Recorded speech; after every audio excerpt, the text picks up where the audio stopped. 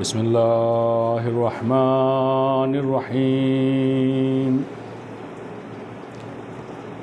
الحمد للہ الذی لا یبلغ مدحتہ القائلون ولا یحصی نعماہ العادون ولا یعدی حقہ المجتہدون فطر الخلائق بقدرته ونشر الرياح برحمته ووتد بالصخور میدان ارضه والصلاة والسلام على سيدنا ومولانا حبيب قلوبنا وطبيب نفوسنا أبي القاسم المصطفى محمد وآله الطيبين الطاهرين المعصومين الذين أذهب الله عنهم الرجس وطهرهم تطهيرا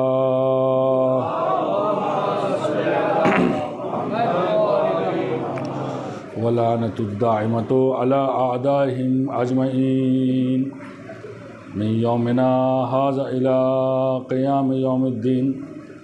أما بعد فقد قال الله تبارك وتعالى في كتابه المبين وهو أصدق الصادقين وقوله الحق. بسم الله الرحمن الرحيم إن الدين عند الله الإسلام.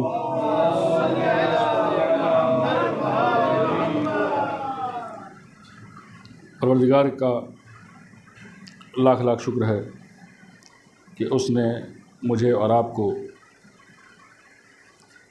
اس دین کا پیروکار قرار دیا کہ جس کے بارے میں آیہ مذکورہ میں پروردگار نے خود ارشاد فرمایا ان الدین عند اللہ الاسلام، کہ اللہ کے نزدیک اگر کوئی دین ہے تو وہ دین مبین اسلام ہے. دنیا میں سب سے زیادہ جس چیز کا ذکر ہوتا ہے، جس چیز کے بارے میں لوگ احساسات رکھتے ہیں، جس چیز کے بارے میں سب سے زیادہ اخراجات کرتے ہیں، جس چیز کے بارے میں سب سے زیادہ سوچتے، بات کرتے، لڑتے جھگڑتے ہیں، وہ دین ہے. یعنی ہر ایک شخص دنیا کا کوئی نہ کوئی دین لیے ہوئے ہے. حتیٰ وہ لوگ بھی کہ جو دین اور خدا کو نہیں مانتے، وہ بھی کہیں نہ کہیں ایک قدرت کا نام لیا کرتے ہیں، بس ایک قدم پیچھے رہ جاتے ہیں کہ اسی قدرت کا نام خدا ہے. پروردگار عالم کا شکر کرتا ہوں کہ اس نے مجھے اور آپ کو ان لوگوں میں قرار دیا کہ جو دنیا کے ان تمام ادیان سے کہ جو کہ اللہ کی نگاہ میں دین کی حیثیت نہیں رکھتے، جو کہ پروردگار تک پہنچانے کی طاقت نہیں رکھتے، جو کہ انسان کو اسی دنیا میں تمام ہونے کی طرف لے جاتے ہیں، جو کہ گمراہیوں سے بھرے ہوئے ہیں، جو کہ انسان کو صحیح عقائد ہونے کے باوجود ایک گمشدہ شخص کی جیسی زندگی گزارنے پر مجبور کر دیتے ہیں. پروردگار کا لاکھ لاکھ احسان ہے، اس نے مجھے اور آپ کو ان تمام تر آفتوں سے، مشکلوں سے بچا کے رکھا اور دین مبین اسلام کے پیروکار میں قرار دیا. اس کا لاکھ لاکھ شکر ہے کہ اس نے مجھے اور آپ کو دینداروں میں قرار دیا، نماز گزاروں میں قرار دیا، اور اس سے زیادہ شکر ہے کہ اس وقت نہ جانے کتنے لوگ ہوں گے کہ جو چاہتے ہوں گے کہ نماز جمعہ میں، نماز جماعت میں حاضر ہوں، لیکن اس کے باوجود یہ پروردگار عالم کا لطف و احسان ہے ہمارے اوپر کہ اس نے ہمیں وہ راستے فراہم کیے کہ آج ہم لوگ نماز میں شریک ہیں۔ شکر ہے اس پروردگار کا کہ اس نے مجھے اور آپ کو یہ توفیق بخشی کہ ہم ہمیشہ کی طرح آج بھی اول وقت کے نماز گزاروں میں حاضر ہیں۔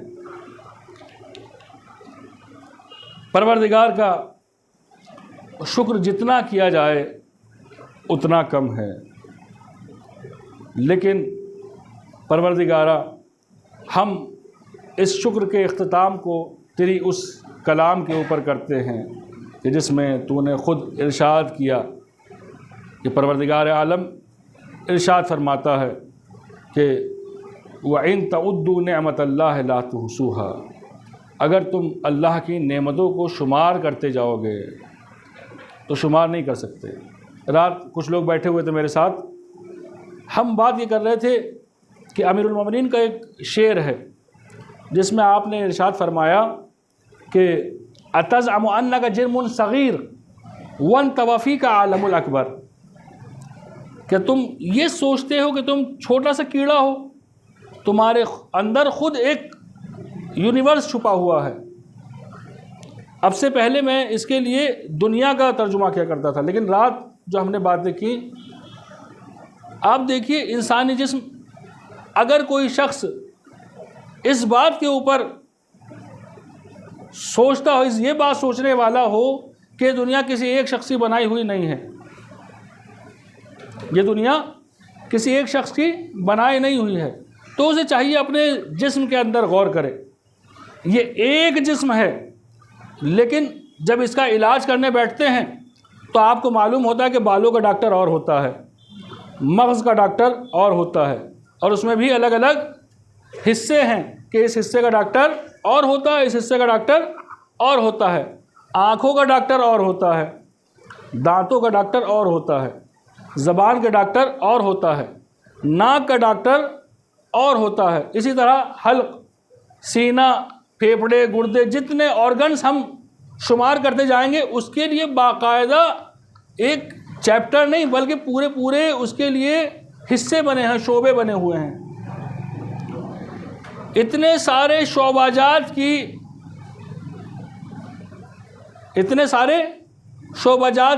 کی تحقیق کے بعد یہ آرگنز جو ہے انسان کے شمار ہوتے ہیں، اور ان تمام آرگنز کو ایک جگہ جمع کرنا اور ایسے جمع کرنا کہ ایک دوسرے کو تکلیف نہ دے، یہ صرف اور صرف خداوند عالم کا کام ہے۔ اب ہم اس سے کہیں کہ پروردگارہ آنکھ کا شکر کریں، ناک کا شکر کریں، کان کا شکر کریں، منہ کا شکر کریں، اس میں لگے ہوئے دانتوں کا شکر کریں، یا زبان کا شکر کریں، دانتوں میں نکیلے دانتوں کا شکر کریں، یا داڑھوں کا ذکر کریں، یا ان سامنے چمکنے والے دانتوں کا شکر کریں، ہر ایک چیز کے لیے پروردگارہ ہم شکر نہیں کر سکتے۔ میرے معبود تو بخشنے والا ہے، تو دینے والا ہے، تیری عطا ہے اور سب تیرا ہی دیا ہوا ہے۔ الحمدللہ کہ پروردگار نے توفیق بخشی، ہم لوگ نماز جمعہ، نماز جماعت میں حاضر ہیں۔ چند مسائل کے بارے میں گفتگو کرنا چاہتا تھا۔ نماز جماعت کے ماشاءاللہ ماہ مبارک رمضان کے نزدیک ہو رہے ہیں۔ یہ وہ مہینہ ہے کہ جسے بہار قرآن کہا گیا ہے احادیث میں، اور میں سمجھتا ہوں کہ بہار نماز بھی اگر خاص کر بہار نماز جماعت کہا جائے تو وہ بھی کوئی غلط نہ ہوگا، کیونکہ جس طرح کے ہم لوگ کے حالات ہیں اس میں یہ کہے جملہ کہیں غلط نہ ہوگا۔ شاید اس میں پروردگار کی طرف سے توفیق بڑھ جاتی ہے، یہ کہیں کہ توفیق تو اس کی طرف سے ہمیشہ ہوا کرتی ہے، ہم لوگ اپنی ظرفیت کو کچھ زیادہ کر لیتے ہیں، لہٰذا وہ توفیق ہمیں حاصل ہو جاتی ہے کہ جس سے ہم لوگ زیادہ تر نماز جماعت میں شریک ہونے لگتے ہیں۔ اسی سلسلے سے ذکر کرنا تھا کہ نماز جماعت میں چند چیزیں دھیان رکھنے کی ہوتی ہیں. اس میں یہ ایک مسئلہ یہ ہے کہ جب ہم نماز جماعت، پہلے تو عرض کر دوں کہ حد اقل روایات کی بات کریں تو نماز جماعت کا ثواب حد اقل 25 گنا برابر ہوتا ہے. تو کوئی بھی عاقل انسان اس کی طرف خود سے دوڑ کے جانے والا ہوگا کہ جہاں پر کام ایک ہی کر رہے ہیں آپ، لیکن اس کا 25 گنا اجر اور ثواب آپ کو مل رہا ہو. دوسرا یہ کہ وہ افراد کے جو اذان کو سنتے ہیں، وہ افراد کے جو اذان کو سنتے ہیں ان کے لیے جائز نہیں ہے کہ وہ نماز جماعت کو ترک کریں. تیسرے یہ کہ وہ افراد، بعض لوگ ہوتے ہیں نا کہ بے اعتنائی طور پر یعنی دھیان نہیں رکھتے اور نماز جماعت چھوڑ دیتے ہیں، ایسا کرنا بھی جائز نہیں شمار کرتے علماء. چوتھی بات یہ کہ جب کوئی شخص نماز جماعت کو نیت کر لے کہ میں نماز پڑھتا ہوں، نماز جماعت پڑھتا ہوں، مثلا فجر کی واجب قربتاً اللہ، تو اس کے لیے لازم و ضروری ہے کہ اگر وہ نماز فجر اور نماز مغرب و عشاء پڑھ رہا ہو یا نماز جمعہ پڑھ رہا ہو تو حمد اور سورے کو، حمد اور دوسرا سورہ جمعہ، انا اعطینا، انا انزلنا یا قل هو اللہ، یہی موسٹلی پڑھے جاتے ہیں. حمد اور سورے کو پیش نماز سے صبح کی نماز میں اور شام کی نمازوں میں صرف سنتا رہے گا، بولے گا کچھ نہیں، صرف سنتا رہے گا، بولے گا کچھ نہیں. اور اگر نماز دوپہر کی ہے، اخفاتی نماز ہے کہ جس کے میں پیش نماز کی آواز زیادہ نہیں آیا کرتی، بہت آہستگی سے یہ نماز پڑھی جاتی ہے، اس میں بندے مومن کا فریضہ ہے کہ وہ نماز جماعت میں جب ظہر و عصر پڑھ رہا ہو تو ذکر الہی کرتا رہے، مثلا سبحان اللہ سبحان اللہ سبحان اللہ، الحمدللہ الحمدللہ الحمدللہ، حمد اور سورے کے وقت میں کرتا رہے. اس کے علاوہ جتنی بھی نماز کے دوسرے ارکان ہیں، رکوع، سمع اللہ لمن حمدہ، یا سجود، یا تشہد، سلام، جتنی چیزیں ہیں سوائے حمد اور سورے کے، پیش نماز آپ کا صرف سورہ الحمد اور دوسرے سورے کا ذمہ دار ہوتا ہے، وہ بھی پہلی 2 رکعت میں. اس کے علاوہ باقی پوری نماز جو ہے آپ کو خود پڑھنی ہے، باقی پوری نماز آپ کو خود پڑھنی ہے. صف اول کے بارے میں باقاعدہ روایات ہیں کہ اہل فضل، اہل علم، اور خصوصاً اس بات کو میں عرض کر دوں، پیش نماز کے پیچھے وہ افراد بیٹھے کہ جو وہاں پر اس بات کا بھی خیال رکھ سکتے ہوں کہ بائی چانس پیش نماز کہیں بھول جائے تو وہاں پر وہ دھیان دے سکے، اشارہ کر سکیں، بتا سکیں. یا مثلاً پیش نماز اگر اخفاتی نماز میں آواز کے ساتھ پڑھ رہا ہے، مثلا ظہر کی نماز ہے اور ظہر میں الحمد کو انہوں نے بآواز بلند الحمدللہ رب العالمین پڑھنا شروع کر دیا، تو اب اس کو معلوم ہو کہ یہاں پہ لا تجہر بالصلاۃ یا لا تجہر کہنا ہمیں چاہیے. اب اور اس کا دھیان، ایسا آدمی ہو کہ جو دھیان بھی رکھ سکتا ہو، ایسا شخص ہو کہ جو اس باتوں کا دھیان بھی رکھتا ہو. لہٰذا ہم میں سے ہر ایک کو خود اس بات کا خیال رکھنا چاہیے کہ کون وہاں کھڑا ہو سکتا ہے، کون نہیں کھڑا ہو سکتا. میں آپ کو کہوں، آپ مجھے کہیں تو یہ مناسب کام نہیں ہے، یہ مناسب کام نہیں ہے کہ کوئی بھی کسی کو کہہ دے، یہ اچھی بات نہیں ہے. ہر انسان خود جانتا ہے کون کتنا ذمہ دار ہے. ایک خاص چیز کہ جو نماز جماعت میں خاص خیال رکھنے کی ہے وہ یہ ہے کہ بعض افراد کی عادت ہوتی ہے پیش نماز سے آگے آگے چلنا، رکوع اور سجود کو آگے آگے کرنا، رکوع میں پہلے پہنچ جاتے ہیں، سجدے میں پہلے پہنچ جاتے ہیں. ایسے میں بائی چانس آپ سجدے میں پہلے چلے گئے اور سجدے میں آپ پہلے چلے گئے پیش نماز کو ابھی دیر ہے، آپ نے سوچا کہ ابھی دیر ہے میں سر اٹھا لوں، اگر آپ نے سر اٹھا لیا اور پھر دوبارہ آپ سجدے میں پیش نماز کے ساتھ چلے گئے تو آپ کے ہو جائیں گے 3 سجدے، نماز باطل ہو گئی۔ لہٰذا اگر کوئی غلطی سے پیش نماز سے پہلے سجدے میں غلطی سے پیش نماز سے پہلے سجدے میں چلا جائے تو اسے چاہیے کہ پیش نماز کا انتظار کرے، وہ سجدے میں آ جائے، جب وہ سجدہ تمام کر لے اس کے بعد سجدے سے سر اٹھائے۔ جان بوجھ کر، ایک مسئلہ یہ، جان بوجھ کر آگے آگے چلنا رکوع سجود یا دوسرے اذکار میں نماز جماعت میں جائز نہیں ہے۔ کوئی اگر ایسا کرتا ہے تو اس کی نماز میں اشکال ہو سکتا ہے۔ اس کے علاوہ اگر کسی کو نماز جماعت سے متعلق یا کسی بھی بات سے متعلق کوئی مسئلہ ہو تو نماز کے بعد یا جب بھی ہمیشہ فون میرا حاضر ہے، آپ کی خدمت میں معلوم کر سکتا ہے۔ ہم لوگ جن اس ہفتے کی جو اسلامی مناسبات ہیں ان میں کل کے روز 18 شعبان میں جناب حسین بن روح، کون تھے یہ؟ حضرت صاحب العصر حضرت امام زمان علیہ الصلوۃ والسلام کے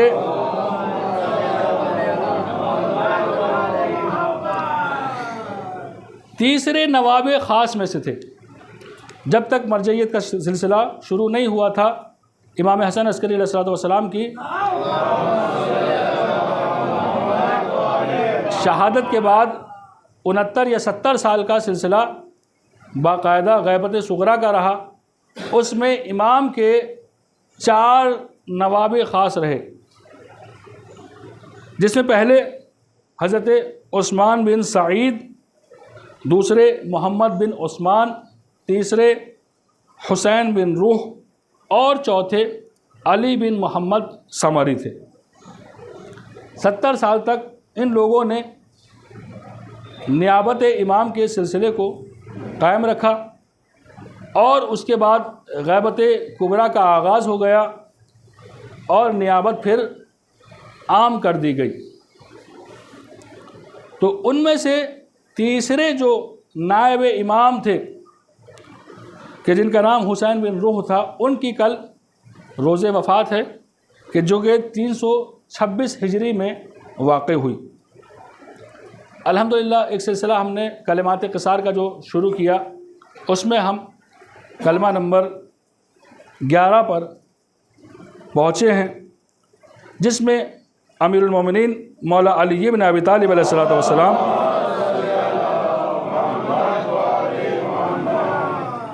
یہ ارشاد فرماتے ہیں کہ مولا فرماتے ہیں کہ عاجز ترین انسان وہ ہے کہ جو دوست بنانے سے عاجز ہو، وہ آدمی جس کا کوئی دوست ہی نہ بنتا ہو، اس سے عاجز کوئی نہیں ہے، اس سے عاجز کوئی نہیں ہے۔ کیا ہوتا ہے یہاں مولا کا اشارہ اس بات کی طرف ہے، آپ نے دیکھا ہوگا بعض اشخاص ہوتے ہیں جو ہمیشہ ہمیشہ ہمیشہ ہر ایک کے اندر کمیاں نکالتے رہتے ہیں۔ مثلا آپ کی بات آئی، کہا ارے مثلا وہ جو اس کے نزدیک چلا جائے اس کی برائیوں کا خیال رکھتا ہے آدمی۔ امیر المومنین نے ایک جگہ ارشاد فرمایا کہ وہ شخص کہ جو لوگوں کے عیبوں کو شمار کرتا رہتا ہے، لوگوں کے عیبوں کو بیان کرتا رہتا ہے، اس کی مثال ایسی ہے کہ جس طرح ایک مکھی سارے سالم اور صحیح بدن کو چھوڑ کر صرف انسان کے زخم اور گندی جگہ پر بیٹھتی ہے، اس کی مثال ایسی ہے۔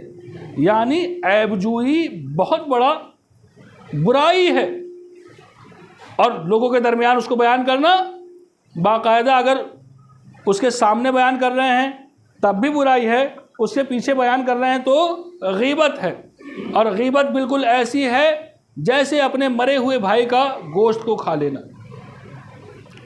تو وہ شخص کے جو لوگوں میں کمیاں نکالتا رہے، اب 4 افراد میرے ساتھ میں بیٹھتے ہیں، 2-4 بیٹھتے ہیں میرے ساتھ میں، میں انہی کو روزانہ کہتا ہوں ارے بھائی تم تو یہ کر رہے ہو، آپ یہ کر رہے ہیں، آپ یہ کر رہے ہیں، آپ یہ کر رہے ہیں۔ دیکھیے یہاں پر اس بات کا خیال رکھیں کہ یہاں برائیاں بیان کرنے سے متعلق امر بالمعروف کو چھوڑنا نہیں ہے۔ امر بالمعروف اپنی جگہ ہے لیکن اس کے شرائط ہیں، اس کے شرائط ہیں۔ امر بالمعروف کے شرائط میں سے ایک شرط یہ ہے کہ جب بھی آپ کسی کو اس کی برائی کے لیے ٹوکیں تو کم سے کم وہ اس برائی کو جانتا ہو کہ ہاں یہ برائی ہے، ورنہ اگر وہ برائی کو جانتا ہی نہیں تو پھر اس کو بیان کرنا بیکار ہے، اس بات کو اسے بیان کرنا ہی فائدہ نہیں ہے۔ تو مولا نے فرمایا عاجز ترین انسان وہ ہے کہ جو دوست نہ بنا سکتا ہو۔ پھر فرماتے ہیں اور اس سے بھی عاجز وہ ہے، اس سے بھی عاجز وہ شخص ہے کہ جو دوست تو بنا لیتا ہو لیکن دوستوں کو چھوڑ جائے، جس کے پرانے دوست چھٹ جائیں۔ چونکہ پرانے دوست جو ہوتے ہیں ان کے ساتھ کبھی نہ کبھی آپ بھی کسی وقت پہ کھڑے ہوئے ہوں گے، یا یہ کہیں کہ دنیا کا اصول یہ ہے کبھی بھی جب برا وقت آتا ہے انسان کا، جب برا وقت آتا ہے تو وہ اس کے پرانے دوست ہی اس کے کام آیا کرتے ہیں۔ لہٰذا مولا فرما رہے ہیں کہ سب سے عاجز وہ ہے جو دوست نہ بنائے، جو دوست نہ بنا سکتا ہو، اور اس سے بھی زیادہ عاجز وہ ہے کہ جو پرانے دوستوں کو چھوڑ دے، انہیں چھوڑ دینے والا اس سے بھی زیادہ عاجز ہے۔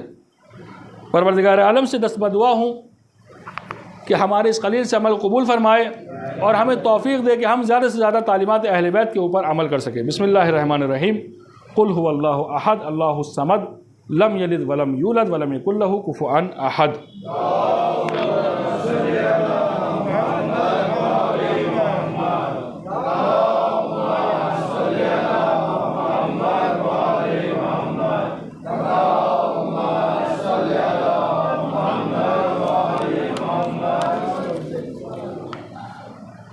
لا حول ولا قوة الا باللہ العلی العظیم۔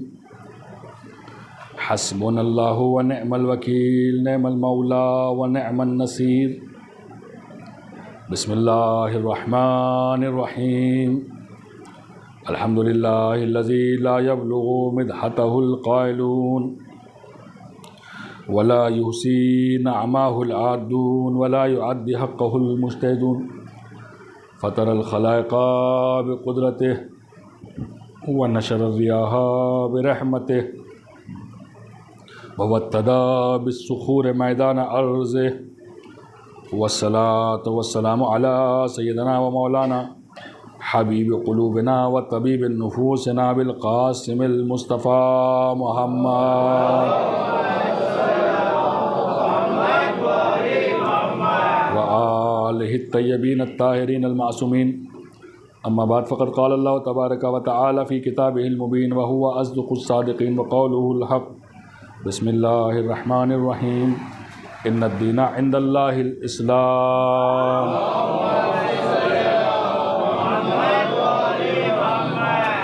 پروردگار عالم قرآن کریم میں یہ ارشاد فرما رہا ہے کہ ان الدین عند اللہ الاسلام،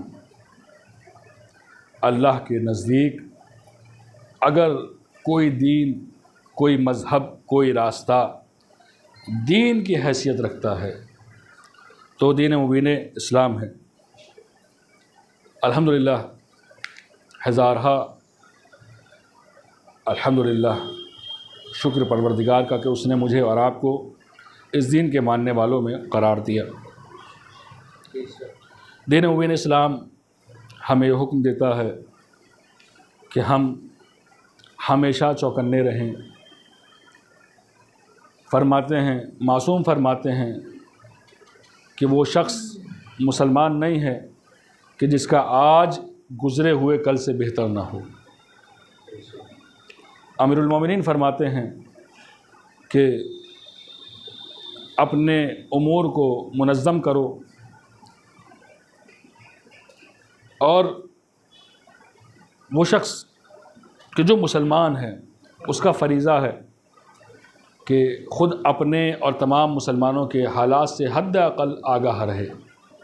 اس ہفتے کے خاص اخبارات میں یہ ہے کہ روہنگیا مسلمانوں کی جو پناہ گاہیں تھیں دوسرے ملکوں میں، ان میں سے ایک جگہ آگ لگ گئی جس سے 12,000 سے زائد لوگ بے گھر ہو گئے۔ پروردگار عالم سے دعا کرتے ہیں کہ ان کے ان مسائل کو حل فرمائے اور ان کی مدد فرمائے۔ ساتھ ہی ابھی اسی ہفتے ڈھاکہ میں ایک بم دھماکہ ہوا، ڈھاکہ بنگلہ دیش کی راجدھانی، جس میں 100 سے زیادہ لوگ زخمی ہیں، 11 لوگ مارے گئے۔ فلسطین کے حالات تو آپ لوگ جانتے ہیں، اس وقت مسلمانوں میں سب سے زیادہ اگر کہیں ظلم ہو رہا ہے تو فلسطین ہے اور یمن ہے، کہ 8 سال جن کو جنگ کو جھیلتے ہوئے ہو گئے۔ وہاں کے حالات ہم دیکھیں تو ڈر لگتا ہے کہ پروردگارا کیسے کیسے حالات میں لوگ ہیں، تیرا شکر ہے کہ ہم امن و امنیت میں رہ رہے ہیں۔ پروردگار سے دعا کرتے ہیں کہ اپنے آخری امام، آخری حجت حضرت صاحب العصر حضرت امام زمان علیہ الصلوۃ والسلام کے ظہور میں تعجیل فرمائے تاکہ ان تمام مسائل کو حل کیا جا سکے۔ پروردگارہ ہمارا درود و سلام ہو حضرت محمد مصطفیٰ صلی اللہ علیہ وآلہ وسلم پر۔ میرے محبوب درود و سلام ہو جناب فاطمہ الزہرا سلام اللہ علیہا پر۔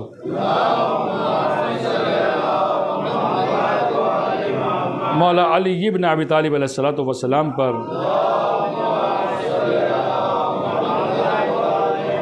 امام حسن مجتبی علیہ الصلوۃ والسلام پر۔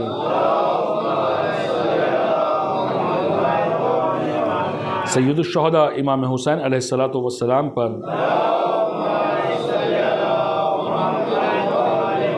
سید الساجدین علی مولا زین العابدین علیہ الصلوۃ والسلام پر۔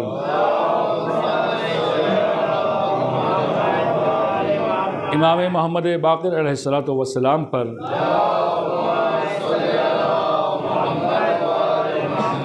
امام جعفر صادق علیہ الصلوۃ والسلام پر۔ امام موسیٰ کاظم علیہ الصلوۃ والسلام پر۔ امام علی رضا علیہ الصلوۃ والسلام پر۔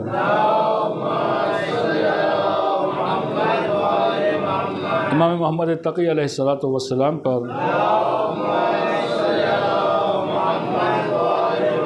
امام علی نقی علیہ الصلوۃ والسلام پر۔ امام حسن عسکری علیہ الصلوۃ والسلام پر۔ 12ویں امام حضرت صاحب الزمان حضرت امام زمان علیہ الصلوۃ والسلام پر۔ پروردگارہ ہمارے اس قلیل سے عمل قبول فرما، گناہان کبیرہ و صغیرہ کو معاف فرما، مشکلات کو آسان فرما، پریشانیوں کو دور فرما، اٹھے ہوئے ہاتھوں کے اوپر اپنی رحمت نازل فرما، برکت نازل فرما، مغفرت نازل فرما۔ میرے معبود تجھے واسطہ اہل بیت علیہ الصلوۃ والسلام کا، جو بے اولاد ہے اولاد عطا فرما، جو بے گھر ہیں گھر عطا فرما، جو بے سہارا سہارا عطا فرما۔ میرے معبود جو لوگ مریض ہیں ان کو شفا کلی و عاجلی عنایت فرما، امام زمانہ کے ظہور میں تعجیل فرما، ہم ان کے اعوان انصار میں شامل فرما۔ بسم اللہ الرحمن الرحیم، انا اعطیناک الکوثر فصل لربک وانحر ان شانئک هو الابتر۔